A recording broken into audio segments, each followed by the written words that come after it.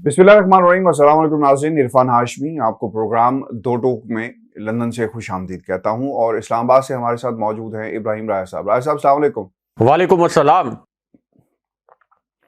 राय साहब, आज की अहम खबरें लंदन में जनरल बाजवा के मुतल्लिक एक कमरे में क्या तमाशा हुआ है, इसकी तफसील आज प्रोग्राम में शामिल करेंगे और फिर ये भी बताएं आपको कि चीफ जस्टिस इमरान खान और नवाज शरीफ के मुतल्लिक एक अहम खबर है, इसके क्या डायनेमिक्स हैं और इसका क्या असर पड़ेगा पाकिस्तान की सियासत के ऊपर, इसका भी हाल अहवाल दो टोक में सामने रखेंगे अपने सुनने वालों के। और फिर लॉन्ग मार्च से पहले क्या कुछ होगा और कुछ अहम फैसले और कितनी जल्दी ये फैसले किए जाएंगे, कुछ अहम बयानात आ जाए, इस पर भी तफसील से बात करेंगे। लेकिन राय साहब, सबसे अहम आज पाकिस्तान के सियासी मंजरनामे के ऊपर और पाकिस्तान के टेलीविजन चैनल्स के ऊपर एक इंटरव्यू जो इस वक्त जेर बहस है। आपको याद होगा कि नवाज शरीफ साहब की तकरीरों पर पाबंदी लगी थी और इनकी गुफ्तगू को, इनके मीडिया टॉक्स को पाकिस्तान के टेलीविजन चैनल्स पर चलाने पर मुकम्मल पाबंदी थी। अच्छा, अब ये इंटरव्यू सरफेस हुआ है और 4 टेलीविजन चैनल्स ने इसे चलाया है और बाकी सिर्फ इंतजार करते रह गए। शायद वहां पर मनपसंद सहाफ़ी और मनपसंद सवालात नहीं थे, इसलिए उनको बुलाया नहीं गया। लेकिन हमारी इत्तलात के मुताबिक मरीम नवाज 1-2 रोज में लंदन में प्रेस कॉन्फ्रेंस करेंगी जिसमें पाकिस्तान के सारे मीडिया को बुलाएंगी और फिर सवालात के जवाब देंगे। लेकिन राज साहब, इस इंटरव्यू की टाइमिंग बड़ी अहमियत की हामिल है। नवाज शरीफ का इंटरव्यू पाकिस्तान के मीडिया पर दिखाया जाना क्या पैगाम देता है? आज उन्होंने पाकिस्तान के अदालतों को, पाकिस्तान के ताकतवर हलकों को एक पैगाम भी दिया है और जजेस को तो धमकी भी दी है। ये निकात क्या है, मैं वन बाय वन आपके सामने रखता हूं, फिर इस पर तफसील से हम बात भी कर लेते हैं। वो ये कहते हैं कि मेरे ऊपर झूठे मुकदमात बनाए गए, वजारत उज़्मा से निकाला गया, सारी जिंदगी के लिए नाअहल कर दिया गया, पार्टी सदारत से हटाना कोई अदालती फैसला नहीं बल्कि ये इंतकाम है। जिन जजेस ने नाइंसाफियां की उनसे हिसाब लेना चाहिए। पाकिस्तान को आगे चलाना है तो इन लोगों को जवाबदेह ठहराना पड़ेगा। और फिर वो ये भी कहते हैं कि मेरी बीमार अहलिया का मजाक उड़ाया गया। जब मेरी अहलिया और मरीम की वालदा बिस्तर मर्ग पर थी तो हमारे साथ जुल्म किया गया। मैंने दरख्वास्त दी कि मेरी अहलिया बीमार हैं, 1 हफ्ते बाद फैसला सुनाया जाए, उसे मुलतवी कर दिया जाए, लेकिन किसी ने मेरी बात नहीं मानी। जज ने मेरी दरख्वास्त को कबूल नहीं किया, बल्कि इन लोगों के सीने में दिल नहीं है। इन सब तकालीफ के बावजूद पाकिस्तान जाने का मैंने फैसला किया। और फिर उन्होंने वो पूरी कहानी सुनाई, जेल में क्या होता रहा जब उन्हें खबर मिलती है कुलसूम नवाज के हवाले से, और फिर किस तरह ये खबर मरीम नवाज तक पहुंचाई। यानी उन्होंने अपने साथ जो समझते हैं कि ज्यादतियां हुई उसका हाल अहवाल रखा है। राय साहब, मेरे लिए बीइंग अ पाकिस्तानी, जब मैंने इस इंटरव्यू को सुना एक आम पाकिस्तानी की हैसियत से, उन्होंने पाकिस्तान की अदालतों को धमकी दी है कि ऐसे जजेस से का एहतसाब होना चाहिए, पूछना चाहिए, जवाबदेह होना चाहिए। राय साहब, फिर उन्होंने जस्टिस शौकत सदीकी का नाम भी लिया है, उन्होंने साकिब निसार का नाम लिया, जस्टिस कयूम का तो नहीं लिया। धमकी दी गई है, जस्टिस कयूम का नहीं लिया। लेकिन ये जो धमकी दी है ना उन्होंने, मुझे समझाएं, हमारे व्यूअर्स को भी ये समझाएं, ये पाकिस्तान में ये जो जजेस कुर्सियों पे बैठे तो नजर आते हैं, लेकिन इंसाफ हमें होता हुआ और बैठा हुआ ही नजर आता है। यानी पट्टा जैसा बैठ जाता है ना, इस तरह इंसाफ का ही पट्टा बैठा हुआ है। इमरान खान को तो बुला लिया जाता है कि जज जेबा की तौहीन की गई, ये हमारी रेड लाइन है। राय साहब, यहां पर तो कितनी रेड लाइन क्रॉस करके आप घरों में घुस के जजों को गिरबान से पकड़ रहे हैं, अपने अल्फाज के जरिए धमकियां दे रहे हैं। क्या पाकिस्तान की अदालतों का तराजू सीधा होगा? जो मरीम नवाज कहती हैं, क्या कोई पूछेगा कि आप अदालतों को किस बुनियाद के ऊपर धमका रहे हैं, क्यों धमकी दी जा रही है, किसको धमकी दी गई है? ये धमकी चीफ जस्टिस पाकिस्तान को दी गई, ये धमकी उन जजेस को दी गई जिन्होंने फैसला दिया। और फिर कोई कस्टोडियन है पाकिस्तान के अदालती निजाम का, कोई पूछने वाला है नवाज शरीफ को, जिनकी अपनी हैसियत यह है कि वो अदालतों के सामने पेश नहीं होंगे, उसको मानेंगे नहीं, निजाम को, पाकिस्तान की अदालतों को चैलेंज करते हुए नजर आते हैं। लेकिन अगर इमरान खान होता ना, तो सब लोगों ने कह देना था कि बुलाओ जी, माफी मांगो, सब कुछ हो। तो अनोखा लाडला लंदन में बैठकर अब पाकिस्तान में चौथी बार वज़ीर-ए-आज़म बनने का राय साहब ख्वाब देख रहे हैं। तो ये ख्वाब देखना तो जायज़ है, लेकिन उसकी तामील के लिए आप इदारों को रोनेंगे, आप अदालतों को तनकीद करेंगे, धमकाएंगे, कोई आपसे पूछेगा नहीं? देखें आशफी साहब, एक तो आपने कहा कि कोई इंटरव्यू था। मुझे तो लगा कि कोई तकरीर थी लिखी हुई, पर्ची पर लिखी हुई। और कुछ इतलात लंदन से ऐसी भी आई हैं कि जब ये नाम नहाद इंटरव्यू हुआ, यानी जब मियां नवाज शरीफ को मौका दिया गया कि आप इस तरह की बातें करें, तो उसके बाद मरियम नवाज ने अपनी निगरानी में इस इंटरव्यू को, जिसको आपने इंटरव्यू कहा, इसको एडिट करवाया। इसको एडिट करवाने के बाद, यानी पहले से मुकम्मल तौर पर जब ये नवाज शरीफ पर्ची पर लिखी हुई तकरीर पढ़ रहे थे, उसके बाद भी मरियम ने एडिट करवा के ये फिर मीडिया चैनल्स के हवाले किया। यानी ये जो इसकी टेप्स थी, ये मीडिया की मलकियत नहीं थी, मरियम नवाज की मलकियत थी। आप इंटरव्यू का, हमारे जो व्यूअर्स हैं, वो जो मैं डिफरेंस समझाना चाह रहा हूं, वो उसको समझने की कोशिश करें कि एक इंटरव्यू होता है, एक मीडिया की टीम जाती है या 3-4 चैनल्स की टीम अगर जाती है और कोई पैनल इंटरव्यू है, तो उसमें तो ये होता है कि आप इंटरव्यू करते हैं, उसके बाद 2 ऑप्शन होते हैं। एक तो ये कि क्या ये इंटरव्यू लाइव जाएगा, या फिर वो मीडिया हाउस जो है वो वापस आकर अपने न्यूज रूम के अंदर, अपने एडिटिंग रूम के अंदर उसकी नोक पलक संवार लेता है। ये नहीं कि कुछ सवाल जवाब काट देता है, लेकिन उसकी नोक पलक संवार लेता है। उसके अंदर जहां ब्रेक्स ऐड करनी होती हैं वो ब्रेक्स ऐड कर देता है। लेकिन यहां पर मियां नवाज शरीफ की कौन सी बातें ऑन एयर जानी चाहिए, कौन सी बातें ऑन एयर नहीं जानी चाहिए, यह सारा फैसला मरियम नवाज की निगरानी में हुआ। और मीडिया एक तरह से यरगमाल बना हुआ था। ये एक प्लांटेड किस्म की तकरीर थी। अच्छा, अब इसका एक पहलू बड़ा अहम है कि मियां नवाज शरीफ ने कहा कि शरीफ खानदान से अगर इंतकाम आपको लेना था तो आप ले लेते, लेकिन आपने रियासत पाकिस्तान से इंतकाम लिया।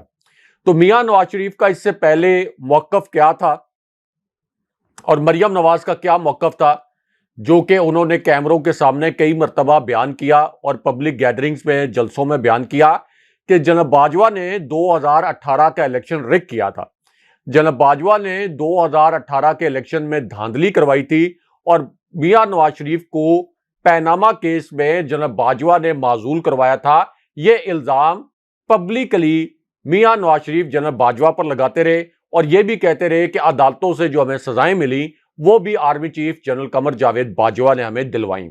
तो इसका मतलब यह है कि अगर वो खुद को, जो उनको सजाएं हुई, उनको रियासत पाकिस्तान से इंतकाम करार दे रहे हैं, तो ये तो फिर वो बराह रास्त army chief general Qamar Javed Bajwa पर इल्जामात लगा रहे हैं। यहां पर छोटा भाई जो है वो बूट पॉलिश कर रहा है, बूट पॉलिश करके नून लीग को इक़्तिदार में लेके आया और वहां पर एक फिक्स मैच के तहत इन्होंने असल में फौजी क़यादत पर इल्जाम लगाया। और यहां पर इमरान खान साहब कोई बात कर दें तो जाहिर है कि डीजी ISPR का भी उस पर रिएक्शन आ जाता है और फिर कभी जराए से अखबारों में खबरें आ जाती हैं, कभी ट्वीट्स के जरिए या कभी किसी सहाफ़ी को खबर दे दी जाती है। लेकिन इस मामले पर और इससे पहले मियां नवाज शरीफ जो कुछ फौजी क़यादत पर जिस किस्म के घिनौने इल्जामात लगाते रहे, रियासत पाकिस्तान के खिलाफ साजिशें करते रहे, उस पर कभी कोई रद्द अमल नहीं आया। दूसरा इंपॉर्टेंट नुकता यह है कि चीफ जस्टिस साहब, जिस शहर में मैं बैठा हूं यहीं पे चीफ जस्टिस भी रहते हैं और कोई बहुत, आवाज दें जोर से आवाज दें ताकि सुन लें हमारी आज। कोई बहुत ज्यादा दूर भी नहीं रहते। और चीफ जस्टिस अतर मिनल्ला साहब, और वो 5 रुकनी बेंच भी आवाज दें, जो इस्लामाबाद हाई कोर्ट का 5 रुकनी बेंच बना था, जिसने ये कहा था कि इमरान खान साहब के जज जेबा साहिबा के मुतल्लिक रिमार्क्स जो हैं वो हमने टी रूम में सुने और ये बड़े खतरनाक किस्म के रिमार्क्स थे। और टी रूम में इमरान खान साहब की तकरीरें सुनी जा रही थी, मैग्नीफायर लगाकर खान साहब के अल्फाज की स्क्रूटनी की जा रही थी। तो अब जो उन्होंने कहा कि जजों का एहतसाब होना चाहिए, और इस मर्तबा उन्होंने जो बात की, मियां नवाज शरीफ को नायल किसने किया था? सुप्रीम कोर्ट के जज साहिबान ने। यानी मियां नवाज शरीफ को नाअहल कोई मातहत अदालत ने नहीं किया था। सुप्रीम कोर्ट के 5 जो सीनियर जज साहिबान थे उन्होंने मियां नवाज शरीफ को नाअहल किया और बिल्कुल ये निहाल हाशमी वाली जुबान बोल रहे हैं कि इनको जवाबदेह हम करेंगे, इनका कड़ा एहतसाब करेंगे। क्या कर सकते हैं इनका एहतसाब रासब, क्या एहतसाब होगा ये सवाल है, क्या कैसे करेंगे? इनकी पेंशन बंद कर दी जाएगी, इनके घर के बाहर जो है नून लीग के लोग गुल्लू बटों को लगा दिया जाएगा, ये जहां पर जाएंगे इनका मुहासरा किया जाएगा? कैसे एहतसाब हो सकता है? यहां पर रिटायर्ड लोगों का एहतसाब नहीं होता रहा साहब? नहीं, एहतसाब किस चीज पे एहतसाब हो? यानी एहतसाब इस चीज पे हो, वो कह रहे हैं ना कि मैं यही कह रहा हूं, गलत फैसले दिए। जी, एहतसाब किस चीज पे हो कि आपने जुर्रत कैसे की कि हम इतने बड़े सिसिलियन माफिया थे? सुप्रीम कोर्ट ने तो कहा कह था रहे ना हैं कि आपने जुर्रत कैसे की कि हम इतने बड़े सिसिलियन माफिया थे, आपने हमारे खिलाफ फैसला दे दिया। क्या आपको पता नहीं था कि हमारी अरबों खरबों रुपए की जायदाद है, हमने मीडिया को खरीद रखा हुआ है? आपको पता नहीं था कि इस पूरे निजाम के अंदर हमारी जो जड़ें हैं वो हमने माफिया के तौर पर इतनी गहरी कर रखी हैं कि इलेक्शन कमीशन से लेकर रियासती इदारे, तमाम रियासती इदारों को धमकाने के बावजूद ये हमारे सामने बिल्कुल गुलाम बनकर खड़े हो जाते हैं और हमसे मरूब हो जाते हैं। तो आपकी जुर्रत कैसे हुई सुप्रीम कोर्ट के 5 जज साहिबान की कि आपने मियां नवाज शरीफ के खिलाफ फैसला दे दिया? आपकी जुर्रत कैसे हुई कि मरियम नवाज ने, ये बात तो ठीक है कि जाली ट्रस्ट डीड जमा कराई थी सुप्रीम कोर्ट में, जाली फॉन्ट से बने हुए डॉक्यूमेंट सुप्रीम कोर्ट को गुमराह किया था। वो कहते हैं ठीक है मरियम नवाज ने ये किया था, मरियम नवाज ने ये भी कहा था कि मेरी लंदन तो क्या पाकिस्तान में भी कोई जायदाद नहीं। लेकिन जज साहिबान की जुर्रत कैसे हुई इतने बड़े माफिया पर हाथ डालने के लिए? नहीं, असल में दुख इस बात का है। ये नहीं, उन्होंने ये नहीं, आपने शायद रिमार्क्स नहीं सुने लास्ट जो हियरिंग हुई जिसमें बरियत मिली है। जज ने कहा कि ठीक है सब कुछ सही है लेकिन फिर भी आपको साबित करना पड़ेगा कि ये जायदाद जो इनकी है, उन्होंने तो क्लीन चिट दी है। वो तो ऐसे लग रहा था कि बात कर रहे हैं ना आप इस्लामाबाद में सुप्रीम कोर्ट में जब पैनामा केस चल रहा था जिसमें मियां नवाज शरीफ नाअहल हुए थे, मैं उसकी बात कर रहा हूं। अच्छा, जो आपने इस्लामाबाद हाई कोर्ट के रिमार्क्स की बात की, वो हाशमी साहब टेक्निकल ग्राउंड पे रिमार्क्स इसलिए आए कि नैब कवानीन में इन्होंने तरमीम कर दी है। अब बारे सबूत जो है जो कि नवाज शरीफ फैमिली पर होना चाहिए, पूरी दुनिया में ऐसा ही होता है। मिसाल के तौर पर आप अगर लंदन में कोई बहुत शाहाना महल बना लें तो आपको बताना पड़ेगा ना कि आपने पैसे कहां से कमाए। बरतानिया में आपको अपने जराए आमदन जाहिर करने पड़ेंगे, आपके जो टैक्स गोशवारे हैं बरतानवी जो अथॉरिटीज हैं वो चेक कर लेंगी, पता चल जाएगा कि आपके आमदन के जराए क्या थे, क्या आप इतना बड़ा महल बना सकते थे या नहीं बना सकते थे। तो बारे सबूत जो है अपने जराए आमदन जाहिर करने के हवाले से वो हमेशा उस शख्स पर होता है जो कि अपनी आमदन से जायद असासे बनाता है, तो उसके ऊपर ये बारे सबूत होता है। उसने बताना होता है कि जी मेरी ये यहां से ये आमदन थी, यहां से मेरा ये कारोबार था या मेरी ये मुलाजमत थी। जैसे इमरान खान साहब का जब एहतसाब हो रहा था सुप्रीम कोर्ट में, जब सुप्रीम कोर्ट में हनीफ अब्बासी अल मारूफ एफिड्रीन वाले जब वो इमरान खान साहब को नाअहल करवाने के लिए केस लेकर गए थे, तो उस वक्त सुप्रीम कोर्ट ने जो इमरान खान साहब से रसीदें मांगी थी, 40 साल पुराना काउंटी का कॉन्ट्रैक्ट, और वो काउंटी खत्म हो चुकी थी। काउंटी का कॉन्ट्रैक्ट, वो तनख्वाहें खान साहब ने लगाई जो उनको जमाइमा खान से जो ताइफ मिले वो तमाम उन्होंने रसीदें लगाई, जो उनको तनख्वाह मिलती रही बतौर एक खिलाड़ी, बतौर क्रिकेटर, वो सारी उन्होंने रसीदें निकलवाई। तो उन्होंने बताया कि ये जो मेरा बनी गाला वाला मेरी जो रिहाइशगाह है ये कैसे बनी। तो इसका मतलब ये है कि बारे सबूत उस वक्त इमरान खान साहब पर डाल दिया गया था और 40 साल पुरानी सारी रसीदें खान साहब ने सुप्रीम कोर्ट में जमा कराई। हालांकि उस वक्त तासुर यह था कि सुप्रीम कोर्ट की पूरी कोशिश है कि बैलेंसिंग एक्ट के तौर पर इमरान खान साहब को नाअहल कर दिया जाए, लेकिन खान साहब ने एक एक डॉक्यूमेंट जमा करा के, सुप्रीम कोर्ट के पास कोई मार्जिन ही नहीं था उसके बाद के इमरान खान साहब के खिलाफ कोई एक्शन होता या उनको नाअहल किया जाता, और सुप्रीम कोर्ट से वो सादिक और अमीन करार पाए थे। तो अब जो ये जजों को धमका रहे हैं, तो कोई टी रूम है सुप्रीम कोर्ट में? क्योंकि हमें तो पता है कि वहां पर है, और सुप्रीम कोर्ट के जो जज साहिबान हैं वो समाज के दौरान वक्फे में चाय पीने भी चले जाते हैं। खाना वगैरह और भी ऐसे खाना ख्यालात भी वहीं पे आते जी। हैं, और चाय पीते हुए ख्यालात आते इस्लामाबाद हैं। हाई कोर्ट के टी रूम का तो मुअज़्ज़ज़ जज साहिबान ने खुद जिक्र किया था।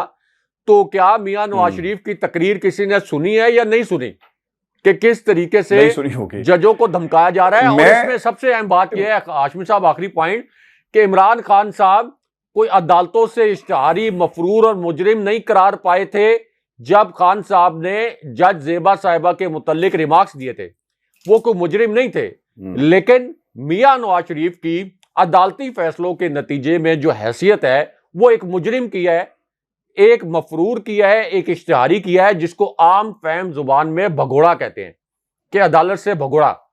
तो ये उसके बावजूद किस तरीके से सुप्रीम कोर्ट के जज साहिबान को, फौजी क़यादत को बराह रास्त धमकियां दे रहे हैं। लेकिन हाशमी साहब, चूंकि ये एक बहुत बड़ा सिसिलियन माफिया है अदालतों के मुताबिक, इसलिए कोई भी इदारा आप देखेंगे कि कभी भी इसका नोटिस नहीं लेगा, ना इस पर कोई रद्द अमल आएगा।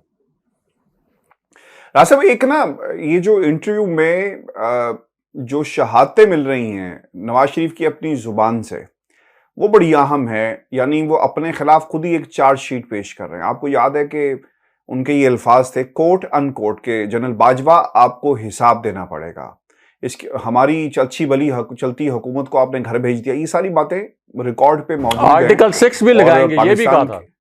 आर्टिकल 6 भी लगाए। ये पाकिस्तान के ताकतवर हल्के भी सुन रहे थे उस वक्त, आर्मी चीफ भी ये सुन रहे थे, सारी बातें हो रही थी।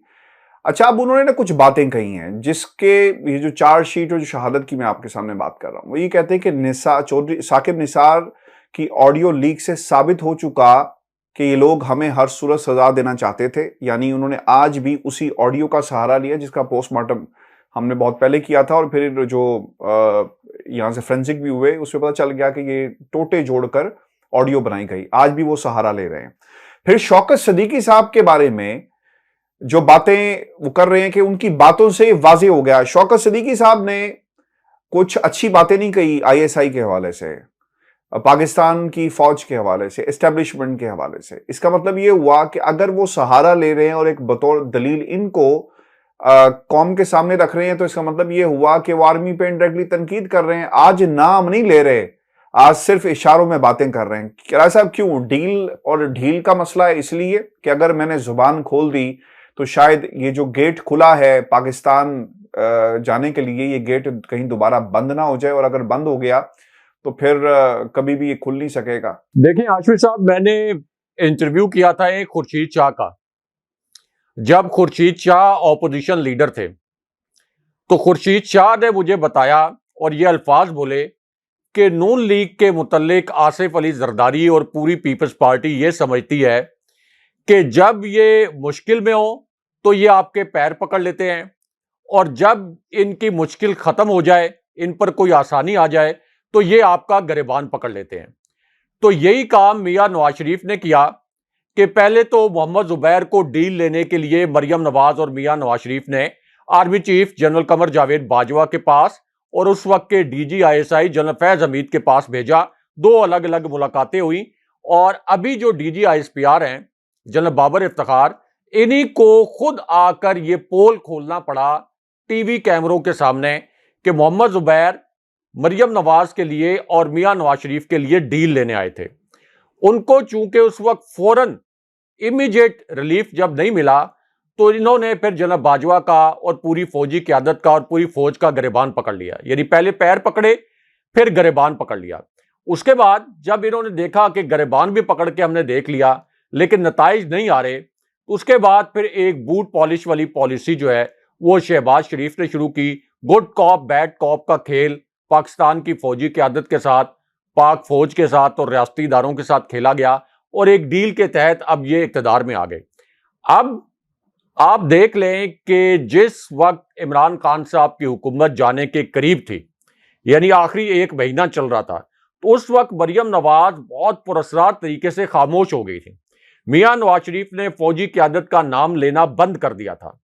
जो बराह रास्त वो जनरल बाजवा के खिलाफ इल्जामात लगाते थे, वो इल्जामात लगाने उन्होंने बंद कर दिए थे। इसका मतलब है कि एक अंडरस्टैंडिंग उस वक्त एस्टैब्लिशमेंट के दरमियान और शरीफ खानदान के दरमियान मुबैना तौर पर शुरू हो गई थी, और उसी अंडरस्टैंडिंग के तहत मियां नवाज शरीफ को यह पता था कि इस डील के नतीजे में, मरियम नवाज को भी पता था कि जो हमने डील की है एस्टेब्लिशमेंट से, इसके नतीजे में इमरान खान साहब की हुकूमत रुखसत कर दी जाएगी। और मरियम नवाज का ट्विटर अकाउंट या मरियम नवाज के जब ये बयानात खत्म होते हैं, यानी जब उनका ट्विटर अकाउंट खामोश होता है, जब उनके बयानात आना बंद हो जाते हैं, तो उसका हमेशा यह मतलब होता है कि पसे पर्दा कोई नया खेल शुरू किया गया है। क्योंकि जब मियां नवाज शरीफ को बाहर भिजवाया जाना था, उस वक्त भी मरियम नवाज ने खामोशी से अपने ट्विटर अकाउंट को बंद कर लिया था और कोई वो ट्वीट नहीं करती थी। यानी जिस वक्त जिस किस्म का बयानिया इनको सूट करता है, ये वो बयानिया अपना लेते हैं। तो अब अगरचे इन्होंने जनाब बाजवा का नाम नहीं लिया, लेकिन पूरी कौम को पता है, वो तमाम क्लिप्स अभी भी यूट्यूब पर पड़े हैं। हो सकता है कि फौजी क़यादत, जाहिर है कि उनको भी पता होगा, अगर army chief general Qamar Javed Bajwa खुद यूट्यूब देखते हैं या उनके फैमिली मेंबर्स देखते हैं या बाकी जो उनका स्टाफ देखता है, तो वो भी रिपोर्ट तो निकाल कर देख सकता है। क्योंकि जी तैयार होती है, पूरा ब्रीफ जाता है हाशमी साहब, पूरा ब्रीफ खबरों पर मुश्तमिल जाता है। जैसे किसी भी प्राइम मिनिस्टर के पास अखबारात के तराशों की सूरत में एक ब्रीफ जाता है, इसी तरह टीवी चैनल्स की हमारे प्रोग्राम का भी जाता होगा सर, मुझे पूरा यकीन है। जी हाँ, बहुत ज्यादा फीडबैक मुझे आता रहता है अहम हलकों के जराए से भी, इमरान खान साहब के बनी गाला से भी, और इसी तरह जो आपकी इस वक्त हुकूमत है वहां से भी। और बहुत ज्यादा कहीं से कभी कभार रिजर्वेशंस भी आ जाती हैं, कुछ तहफ़्फ़ुज़ात का इजहार भी किया जाता है। लेकिन सहाफ़ियों के दरमियान और मुख्तलिफ फ़रीक़ैन जो जिनके मुतल्लिक आप खबरें देते हैं, तो ये चीज़ें चलती रहती हैं। तो वो तो अभी सारे मियां नवाज शरीफ के बयान ऑन रिकॉर्ड हैं। तो DDISPR देखना चाहें तो DDISPR भी देख सकते हैं। इस वजह से अब देखें, तहरीके इंसाफ ने बाकायदा मुतालबा किया है कि इसके ऊपर रजिस्ट्रार सुप्रीम कोर्ट और DGISPR जनरल बाबर इफ्तिखार का रद्द अमल आना चाहिए। ये ऑफिशियल रिस्पॉन्स है जो कि फवाद चौधरी ने तर्जुमान के तौर पर, तहरीके इंसाफ के तर्जुमान के तौर पर दिया है।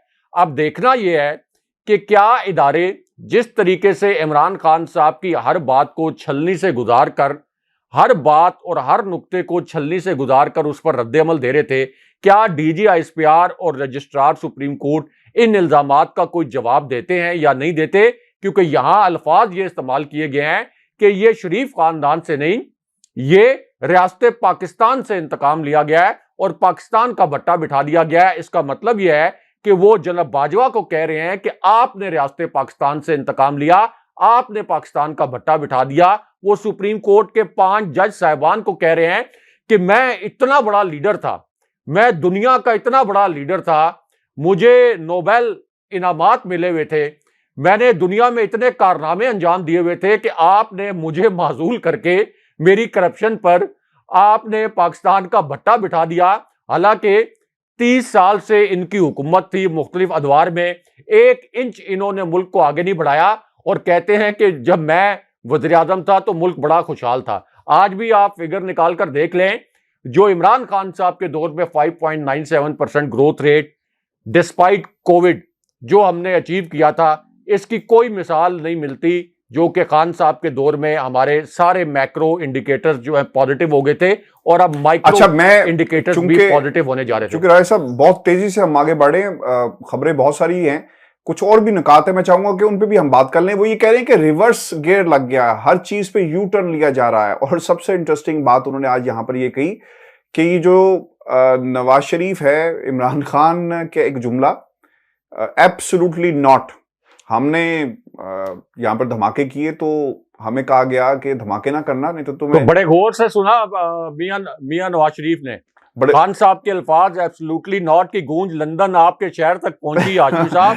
बड़े गौर से चुप के सुनते हैं मियां नवाज शरीफ इमरान खान के इंटरव्यूज और इमरान खान की तकरीरें मोबाइल में छुप के सुनते हैं। सर वो सुनते भी हैं। और मैं आपको एक बात बताऊं कि जिस शख्स को आप आइडलाइज करें ना, तो आप उसकी बातों को रिपीट करते हुए नजर आएंगे। अगर आपको उसके कपड़े पसंद हैं तो कपड़े आप अच्छे उसी तरह का लाइफस्टाइल बनाएंगे, बातों को कॉपी करेंगे। तो नवाज शरीफ साहब सीक्रेट एडमायरर हैं इमरान खान के। बेटी ने तो वो काम शुरू कर दिया कि हर जलसे में वीडियोस दिखाना शुरू कर दी, नकल उतारी जो इमरान खान साहब करते हैं। और दूसरी तरफ नवाज शरीफ भी क्रिकेटर एडमायरर तो थे उनके, अब तो सीक्रेट एडमायरर भी बन गए हैं और उन्हें पता है कि एब्सोल्युटली नॉट जो है ना असल में कब कहना है और क्या कहना है। तो उन्होंने एक कहानी सुनाई है कि कौम को पता चले कि धमाके हमने किए थे, लेकिन राय साहब ये सिर्फ बटन दबाने तक सियासतदान थे। असल में तो पाकिस्तान की फौज खड़ी थी और वो चाहती थी कि अब हमने जो माइलस्टोन अचीव किया है हमारा दिफा मजबूत हो और हम एटमी कुव्वत बने। देखिए आशुल साहब, एक सुर्खी लगी थी मशहूर जमाना, आपको भी याद होगी। नवाज शरीफ के दौर में दो सुर्खियां बहुत मशहूर हुई थी। एक तो थी शेर आटा खा गया, बहुत मशहूर, और एक ये थी कि नवाज शरीफ अगर तुमने धमाका ना किया तो कौम तुम्हारा धमाका कर देगी। ये सुर्खी थी कि धमाका करो वरना कौम आपका धमाका कर देगी। तो आशुल साहब उस वक्त फौज, पूरी पाकिस्तानी अवाम एक पेज पे थी और इसी तरह गौहर अयूब, और ये यानी ये ऑप्शन ही नहीं था कि पाकिस्तान धमाका ना करता। अगर पाकिस्तान जवाबी एटमी तजर्बा ना करता अगर, तो पाकिस्तान का वजूद अब तक खत्म हो चुका होता, क्योंकि पाकिस्तान और भारत की जो रवायती जंगी ताकत है, जो अगर आप कंपैरिजन करें तो उनका बजट हमसे कितने गुना ज्यादा है। तो जो रवायती जंगी ताकत है उसमें चूंकि इंडिया को रशिया से भी बहुत ज्यादा असलहा मिला, उसको लेवरेज भी मिली, यूएसए ने जिस किस्म की सैंक्शंस पाकिस्तान पर रही उस किस्म की सैंक्शंस का सामना नहीं करना पड़ा। तो रवायती जो हथियार हैं उसमें तो फिर इंडिया हमसे बहुत आगे निकल गया। अभी आप देख लें कि फ्रांस से जदीद तरीन उन्होंने तैयारे हासिल किए। तो इसका मतलब यह है कि ये जो हमने एटमी तजर्बा किया था, ये उस वक्त फौजी क़यादत को, पाकिस्तानी अवाम को, सबको पता था कि अगर अब हम नहीं करेंगे और इंडिया ने हमला अगर हम पर कर दिया तो खुदा न खास्ता हमारा वजूद मिट जाएगा। तो इस वजह से ये एक बैलेंस ऑफ पावर कायम करने के लिए उस वक्त ये किया गया था। इसमें मियां नवाज शरीफ का क्या कसूर है, और मियां नवाज शरीफ कहां से इस किस्म का फैसला कर सकते थे, या मियां नवाज शरीफ में कहां से इतना विजन था कि मियां नवाज शरीफ ये फैसला करते। तो उसमें तो कोई ऑप्शन नहीं था। लेकिन मैं तो एब्सोल्युटली नॉट के अल्फाज इस्तेमाल कर सुन के बड़ा महजूज हुआ कि उनको पता है कि खान साहब के एब्सोल्युटली नॉट के जो अल्फाज हैं, इनकी गूंज जो है वो आलमी मंजरनाम। अब राय साहब ये ना कुछ खदशात का इजहार भी किया जा रहा है, और अब ये शेख साहब उनके इत्तेहादी हैं खान साहब के, उन्होंने भी कहा कि यार देर हो गई है, अब कौम खान साहब आपकी तरफ देख रही है, इंतजार बस हो गया। क्योंकि वाइब्स और जो खबर है ना राय साहब लंदन से, वो ये है कि नवाज शरीफ साहब पाकिस्तान जा रहे हैं, ये फैसला हो गया इस इंटरव्यू के बाद। और जिन लोगों से मेरी यहाँ पर बात हुई है, मरीम नवाज 1 महीने तक यहाँ पे रहेंगी। अब ये फैसला करना है कि नवाज शरीफ मरीम के साथ जाएंगे या मरियम पहले जाकर पूरी पिच जो है वो ठीक करेंगी, कवर्स हटाए जाएंगे और नवाज शरीफ जाकर वहां पर मैच खेलेंगे। अब सिर्फ इंतजार इस चीज का है कि पहले कौन जाएगा और किस तरह नवाज शरीफ का केस जो है आगे ले जाया जाएगा। इस पूरे चक्कर में शेख साहब की स्टेटमेंट बड़ी इंपॉर्टेंट है। वो ये कहते हैं कि चोर वज़ीर आज़म के जहाज में जब वापस आने लगे तो आप समझ जाएं कि कौम आपकी तरफ देख रही है और डील भी हो गई, ढील भी दे दी गई और कुछ ताकतें खामोश हैं। राय साहब, खान साहब देर कर रहे हैं या हिकमत अमली ठीक है? कुछ उसके जो पॉइंट्स है ना वो सामने भी आ गए हैं। किसी ने सवाल किया फवाद चौधरी से कि 28 नवंबर तक हो जाएगा, खान साहब कॉल देंगे। उन्होंने कहा जी 28 नवंबर तो बहुत दूर है, उससे पहले ही हम जो है कुछ ना कुछ कर लेंगे। और कुछ नोयत जो है इस लॉन्ग मार्च की वो भी सामने आ गई है कि 2-2.5 लाख लोग या 5 लाख लोग या 50 लाख लोग या 1 करोड़ लोग जो हैं वो इस्लामाबाद नहीं जाएंगे, बल्कि पाकिस्तान के हर शहर में एहतजाज किया जाएगा, लॉकडाउन किया जाएगा। ये भी प्लानिंग सामने आ गई है। अच्छा, मेरे उस पर कुछ ना लॉन्ग मार्च की स्ट्रेटेजी जिस तरह बाहर आई, कुछ थोड़े से रिजर्वेशंस हैं। ऐसा पंजाब में आपकी हुकूमत है, केपी में भी आपकी हुकूमत है। अगर आप हुकूमत वक्त के खिलाफ एहतजाज करें तो एक प्रेशर बिल्टअप होता है। ये एहतजाज अगर इन दोनों सूबों में किया गया, करें आप, आपका राइट बनता है। इससे तो आप अपनी जो एडमिनिस्ट्रेटिव मामलात हैं, अपनी लोकल जो वहां की जो मकामी गवर्नमेंट्स हैं, सूबाई गवर्नमेंट्स हैं, उनके लिए मसाइल पैदा कर देंगे। लोग तो आपको कहेंगे कि यार ये सड़कें बंद हैं, लोग बाहर निकले हैं, क्या हो रहा है। अगर इस्लामाबाद जहां पे 26 किलोमीटर की हुकूमत है, अगर आप आते हैं, और अब आपको आना चाहिए, कॉल देनी चाहिए, क्योंकि लोग भी अब ये 4 जलसों की तारीख के बाद ज्यादा बातें होना शुरू हो गई हैं जो ऐलान किया गया है खान साहब की तरफ से। देखें आशफी साहब, एक जो लीडर होता है और खान साहब के पाए का लीडर, वो अपनी हिकमत अमली और अपना जो आखिरी कार्ड है वो अपने सीने से लगा के रखता है। खान साहब के पास बहुत सी ऐसी हसास इंफॉर्मेशन होगी जो जाहिर है कि अभी फिलहाल वो अपनी कोर कमेटी से या शेख रशीद से भी शेयर नहीं करना चाहते होंगे। बहुत से पैगामात, जैसे खान साहब की army chief general Qamar Javed Bajwa से ऐवान सदर में मुलाकात हुई, बहुत से पैगामात खान साहब को भेजे जा रहे होंगे, लेकिन जो सबसे अहम फैक्टर है इस लॉन्ग मार्च के हवाले से वो नवंबर की तकर्री है।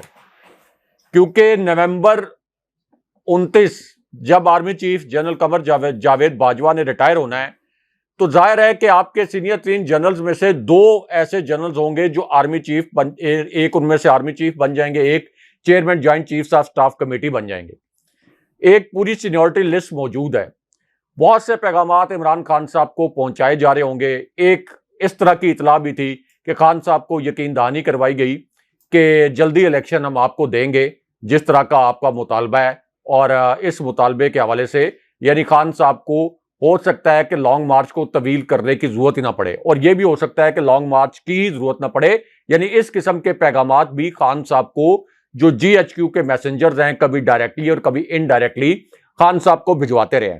अब नवंबर की तकर्री के हवाले से इतलात ये हैं कि कहा यह जा रहा है एस्टैब्लिशमेंट को शरीफ खानदान की जानिब से कि वो तकर्री उसका ऐलान पहले ही कर दिया जाए, यानी अक्टूबर में ही वो ऐलान कर दिया जाए। अक्टूबर में कर दिया जाए या नवंबर के पहले वीक में कर दिया जाए। तो इस तरह का आप ये कह लें कि एक सिचुएशन बनाने की कोशिश की जा रही है एस्टैब्लिशमेंट के लिए कि जनाब बाजवा की रिटायरमेंट से पहले ही ये ऐलान कर दिया जाए। अब खान साहब को ये तमाम फैक्टर्स देखने हैं, क्योंकि नए आर्मी चीफ की तकर्री बराह रास्त पाकिस्तान के सियासी मामलात से जुड़ी होती है, वो जाहिर है कि इस लॉन्ग मार्च से भी जुड़ी हुई होगी।